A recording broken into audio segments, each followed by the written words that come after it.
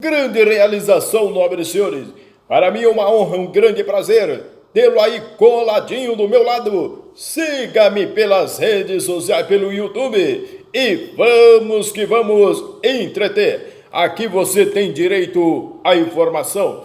Exatamente o que você ouviu. Manda bala, se inscreva no canal, levanta da poltrona, folgado.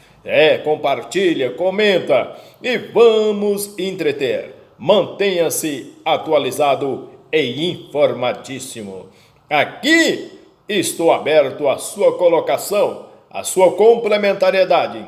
E vamos ao artigo 456 da CLT, Consolidação das Leis Trabalhistas no Brasil. Exatamente, vamos falar de deveres, de obrigações, de responsabilidades dos empregados e empregadores do Brasil. A prova do contrato individual de trabalho será feita pelas anotações constantes da carteira de trabalho e previdência social, ou por um instrumento inscrito e suprida por todos os meios permitidos em direito. O parágrafo único, a falta de prova ou inexistindo cláusula expressa a tal respeito, entender-se-á que o empregado se obrigou a todo e qualquer serviço compatível com a sua condição. A CTPS, ela vai fixar o livro de registro de empregados, devidamente numeradas pela Delegacia Regional do Trabalho. São as principais provas claras da existência de um contrato de emprego. Ela é a sua vida. A CTPS, a sua carteira de trabalho é a sua vida. É a sua seguridade social. É a sua aposentadoria. É a sua indenização. É a sua pensão. É o seu vínculo empregatício. Ela é o maior donativo que se possa ter. Ela é a sua vida. Zele da sua CTPS. O instrumento próprio também serve como peça comprobatória, porém não é necessário a convalidação do acordo, salvo se exigido por lei. Caso não exista o documento e mesmo assim o contrato de emprego se firme consequentemente, suas cláusulas serão estendidas como válidas, o empregado estará sujeito à prestação de serviços, compatível com a sua condição profissional no sentido técnico e até físico. Todos os meios por direitos admitidos na falta de anotação da CTPS, excluindo-se as provas obtidas por meios ilícitos, conforme está aí inclusas nos incisos 56 do artigo 5º da Constituição Federal. O artigo 456-A. Cabe ao empregador definir o padrão de vestimento no meio ambiente laboral, sendo lícita a inclusão no uniforme de logomarcas da própria empresa ou de empresas parceiras de outros itens de identificação relacionados à atividade desempenhada. A Lei 13.467 de 2017, ela inseriu o quê?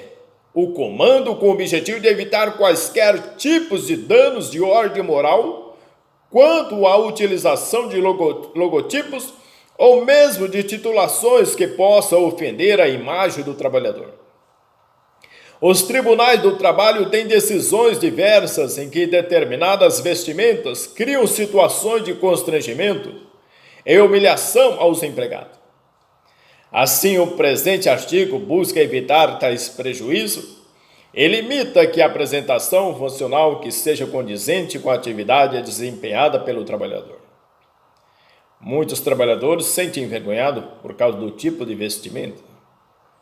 Imaginamos, por exemplo, em uma loja que vende eletrodomésticos, aonde os funcionários são obrigados a vestir roupas, eu diria, de atendentes de posto de gasolina ou de mecânico. Por outro lado, divide-se a responsabilidade quanto à limpeza e asseio dos uniformes. Cabe ao empregador a cessão dos mesmos e a manutenção fica ao encargo do empregado, exceto quanto à necessidade de serem submetidos à limpeza especial, como nos casos de roupas, de hospitais e laboratórios, ou de equipamentos de mergulho ou soldas, por exemplo. Da remuneração. O artigo 457 compreende-se a remuneração do empregado para todos os efeitos legais, além do salário devido e pago diretamente pelo empregador como contraprestação de serviços, as gorjetas que receber. E no parágrafo 1º, integram ao salário a importância fixa estipuladas, temos as gratificações legais e de funções e as comissões pagas pelo empregador. Isso integra ao seu salário. E no parágrafo 2º, as importâncias, ainda que habituais, pagas a título de ajuda de custo, limitadas a 50% da remuneração mensal, o auxílio alimentação, vedado ao seu pagamento em dinheiro, as diárias para viagens e os prêmios não integram a remuneração do empregado, não se incorpora ao contrato de trabalho e não constitui base de incidência em encargo trabalhista previdenciário. Entretanto, no parágrafo 3º, considera-se gorjeta não só a importância espontânea dada pelo cliente ao empregado, como também o valor cobrado pela empresa como serviço ou adicional a qualquer título e destinado à distribuição aos empregados. A remuneração seria a soma do salário, mais as gorjetas que o empregado receber. Parte das doutrinas estão divergentes e há dissensões. E essas dissensões, com relação a essas interpretações, afirma que a remuneração é o salário, e todos os outros títulos que não foram expressos pela lei, por exemplo, ajuda de custo, prêmios, participação nos lucros, 14º salário. Portanto, remuneração é a soma de todas as pagas que o empregado recebe. Gorjeta é a importância concedida ao empregado por terceiros, e não pelo seu empregador, e destina-se aos trabalhadores, sendo distribuída pelo sistema de rateio definido por convenção ou acordo coletivo, em conformidade com a Lei 13.419 de 2017. Caso não esteja prevista em pactos coletivos de trabalho, os critérios de rateio serão definidos por meio de Assembleia Geral dos próprios trabalhadores. Artigo 612 da CLT e Lei 13.419 de 2017. Entretanto, fica a critério das empresas a cobrança de gorjeta. Para tanto, será necessário se inscrever em regime de tributação federal diferenciado que faculta a retenção de até 20% da arrecadação para cobrir encargos sociais, previdenciários e trabalhistas derivados de que? Da arrecadação para encobrir encargos sociais, previdenciários e trabalhistas derivados de sua integração, a remuneração dos empregados e o restante deverá ser revertido integralmente em favor dos empregados. Para as empresas que não se inscreveram no regime supra, será facultado a retenção de 33% do que for arrecadado nas mesmas condições anteriormente apontadas. Os que adotarem essas condições deverão anotar na CTPS dos empregados e deixar expresso nos contra-cheques o salário contratual e o percentual pago sob o título de gorjeta. Observe que as referidas anotações deverão expressar a média dos valores das gorjetas referente aos últimos 12 meses, se a empresa adotar a extinção da cobrança da gorjeta, e caso tenha sido cobrado por mais de 12 meses, se obrigará a incorporá-la ao salário do empregado com base na média dos últimos 12 meses. A comissão é um plus que o empregado recebe do empregador por ter alcançado um objetivo, seja por meio de venda, seja por serviço, a comissão pode ser considerada como paga salarial independente, porém deverá garantir ao empregado o percebimento de um valor que jamais será inferior ao salário mínimo previsto em lei, ou aquele estipulado como piso salarial de uma categoria em acordo ou convenção coletiva de trabalho. Integra o salário as gratificações e comissões concedidas pelo empregador, e a ajuda de custo e o auxílio alimentação não podem ser pagos em dinheiro para evitar que sejam considerados como salário por fora. Todos os títulos contratuais que se agregam ao salário na forma de percentuais, como as horas suplementares em 50%, adicional de periculosidade em 30%, insalubridade em 10%, 20% ou 40%, o adicional noturno em 20%, o adicional de transferência em 25%, bem como todas as outras pagas que se completam em números percentuais, se integram ao salário para todos os efeitos legais. Caracteriza-se a gratificação ajustada pela condição em que é criada, ou seja, mediante acordo entre patrão e empregado que estipule um valor a ser agregado ao salário. Sobre os salários para viagem, estas se consolidam por título contratual decorrente da necessidade do empregador deslocar seu empregado para prestar serviço em localidade diversa da que resultar do local onde foi contratado. A base de cálculo para essa paga será arbitrada pelo próprio empregador, que, por meio de contrato ou regulamento, designará quanto será gasto em cada viagem a que submeterá seu empregado. Cabe lembrar ainda que a natureza das viagens realizadas pelo empregado deve ser aleatória ou programada de acordo com as necessidades momentâneas ou esporádicas, não se aplicando esse plus ao que trabalham em atividades que exijam deslocamento constante ou fixo, como no caso de caixeiros viajantes. O Tribunal Superior do Trabalho ajustará o texto da súmula 101, que deverá seguir com esta redação diária de viagem, salário, alterado aí o item 1, incluído o item 2 em decorrência da Lei 3.467 de 2017, relativamente aos empregados admitidos até 10 de novembro de 2017, integram o salário pelo seu valor total e para efeitos indenizatórios, as diárias de viagem que excedam 50% do salário do empregado enquanto perdurarem as viagens. Não integra a remuneração do empregado, não incorpora ao contrato de trabalho as diárias para a viagem do empregado cujo contrato de trabalho haja sido celebrado a partir de 11 de novembro de 2017, data da vigência da referida Lei 11.340, corrigindo novamente, 11.346 de 2017, que alterou o parágrafo 2º do artigo 457 da CLT, artigo 1º.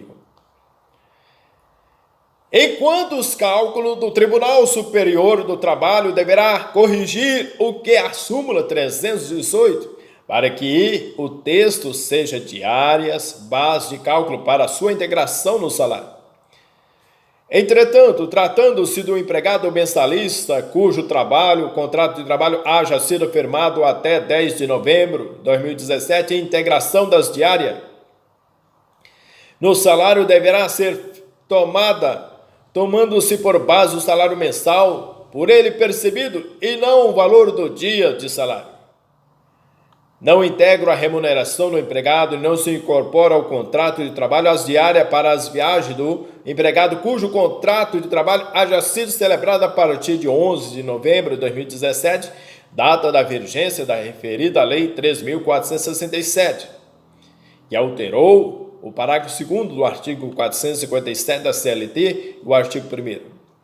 Sobre os abonos salariais, esses têm natureza singular, pois apenas são utilizados nos casos em que se configuram perdas ou defasagens salariais, quando o empregado está recebendo um valor de que aquém do que é pago no mercado de trabalho para a sua atividade ou profissão, e existe uma convenção ou acordo coletivo em vista, até mesmo um dissídio da sua categoria para ser instaurado, cabe sem dúvida ao empregador recorrer ao pagamento de um abono para que cubra temporariamente aquela defasagem salarial.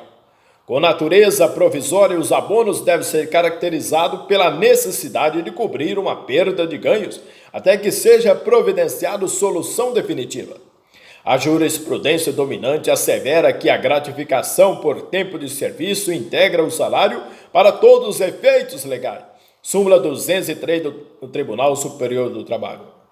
As empresas que adotarem o regime de participação nos lucros ou resultados estarão sujeitas à negociação com seus empregados, mediante determinados procedimentos escolhidos pelas partes ou por via de convenção ou acordo coletivos, nos termos do artigo 611-A da CLT, que tem prevalência sobre a lei para tratar dessa matéria.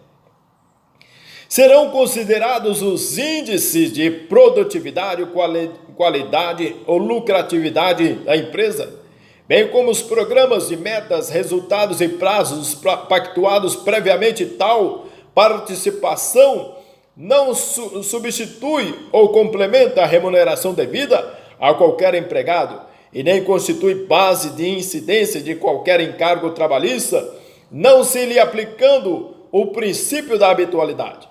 A súmula 451 do Tribunal Superior do Trabalho ressalva que fere o princípio da isonomia, instituir vantagem mediante acordo coletivo ou norma regular que condiciona a percepção da parcela de participação nos lucros e resultados ao fato de estar o contrato de trabalho em vigor na data prevista para a distribuição dos lucros. Assim, inclusive, na rescisão contratual antecipada, é devido o pagamento da parcela de forma proporcional aos meses trabalhados, pois o ex-empregado concorreu para os resultados positivos da empresa.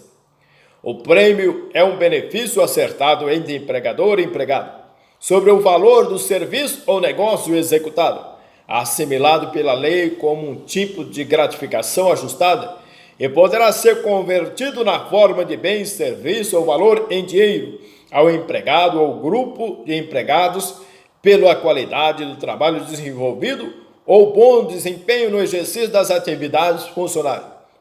Os prêmios não mais integram os salários, em conformidade com a Lei 13.467 de 2017. Entretanto, que alterou o texto do parágrafo 2º do presente artigo, as diárias para a viagem, prêmios e abonos não integram a remuneração do empregado e não se incorporam ao contrato de trabalho, como não constitui base de incidência de qualquer encargo trabalhista ou previdenciário.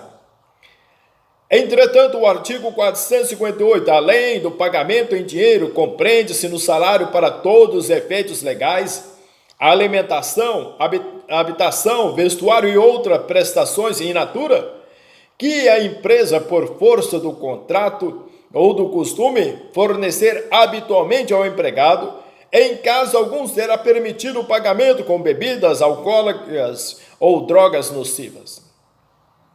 Entretanto, nobres senhores, existe uma série de outros incisos a seguir, mas vamos avançar um pouco relacionado aí, senhores. Os valores pagos in natura, ou melhor, em utilidades, podem ser creditados como salário na razão estipulada pelos artigos 81 e 82 da CLT, simplesmente quitando-se 30% em dinheiro e 70%, no máximo convertidos em habitação, vestuário ou alimentação, com desconto de até 25% sobre o salário no caso em que se prepara pelo próprio empregador. A Lei 3.030 de 56 ou até 20% pelo Programa de Alimentação do Trabalhador. Os valores que podem ser acrescidos à paga normal de salário sob o título de salário in natura terão necessariamente de orientar-se por indícios que possa provar seja sua utilidade única e exclusivamente voltado pelo trabalho por consequências que decorram das atividades diárias do empregado e que não fazem parte do contrato, e não para o trabalho, por motivações legais que decorrem de obrigações legais ou de natureza contratual. Cumpre salientar que a mudança no texto da referida Lei 13.467 de 2017 aponta que não integram o salário as utilidades concedidas pelo empregador quanto ao serviço médico ou odontológico e reembolso de despesa com medicamentos, óculos, aparelhos ortopédicos, próteses, órteses, despesas médicas hospitalares e demais benefícios similares.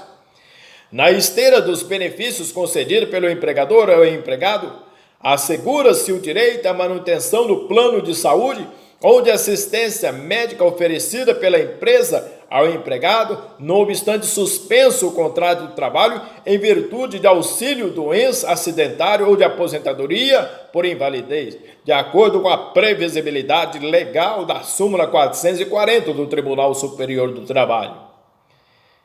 Não poderá inviabilizar o funcionário afastado do plano de saúde. Em tempo no que tange a habitação, energia elétrica e veículo concedido pelo empregador ao empregado, quando indispensáveis para a realização do trabalho, não tem natureza salarial. E especialmente no caso de veículo, mesmo que seja utilizado pelo empregado também em atividades particulares, não integra o salário in natura para todos os efeitos legais, de acordo com a súmula 367 do Tribunal Superior do Trabalho. O vale-refeição fornecido pelo empregador por meio de contrato de trabalho tem caráter salarial e integra a remuneração do empregado conforme prevê a súmula 241 do Tribunal Superior e da OJ número 413 no TST. Entende-se que a pactuação em norma coletiva, conferindo caráter indenizatório à verba auxílio alimentação ou adesão posterior do empregador, não altera a natureza salarial da parcela, instituída anteriormente para aqueles empregados que habitualmente já percebiam o salário a teor da súmula 51 e 241 do Tribunal Superior do Trabalho. O artigo 459. O pagamento do salário, qualquer que seja a modalidade do trabalho, não deve ser estipulado por período superior a um mês, salvo no que concerne as comissões percentuais e gratificações. Até o 5º dia útil do período subsequente para os empregados que percebem por mês e até o 1º dia útil do período subsequente para os que percebam por semana, não será admitido o pagamento bimestral, não será permitido o pagamento bimestral ou trimestral de salário. Uma das características do contrato de trabalho é o trato sucessivo, marcado por obrigações de dar e fazer, ou seja, o empregado trabalha, o empregador paga. Há também princípios salariais que corroboram a tese do pagamento ao fim do exercício laboral, como os pós-remuneração que obriga o empregador a promover a quitação do salário ao fim de cada mês trabalhado. As exceções ficam por conta das comissões, percentagens e gratificações que dependem de cálculo de agrupamento, visando as suas respectivas quitações ao final, assim permitida o quê? Sua prorrogação para os meses seguintes. Não há dia ideal, simplesmente a obrigação legal de pagar salário no 5º dia útil do mês subsequente ao trabalhado, considerando-se o sábado como dia útil, instrução normativa, de acordo com a instrução de 1989. Existe empresa que promove pagamento em 2 etapas, com 40% no 20% do dia do mês em exercício e 60% restante no 5º dia útil do mês subsequente. Tal prática não fere as regras legais e, por vezes, alivia o problema dos empregados que sente falta de dinheiro no meio do mês, bem como os desembolsos do próprio patrão, o encargo e ônus decorrentes das folhas de pagamento. Nobres senhores, Bem-vindos à minha casa, se inscreva no canal, fortalecendo, edificando aí, construindo nossos alicerces, nossas bases, nossos direitos fundamentais, nossas garantias asseguradas. Esteja à vontade em comentar, em compartilhar. Siga-me! Bem-vindos! Receba aí o meu ar de abraço, o meu carinho a todos vocês. Até o próximo vídeo, estaremos comentando aí o artigo 460 da CLT, Consolidação das Leis Trabalhistas, os seus direitos, as suas obrigações, seus deveres, suas responsabilidades. Empregados e empregadores do Brasil. Um beijo.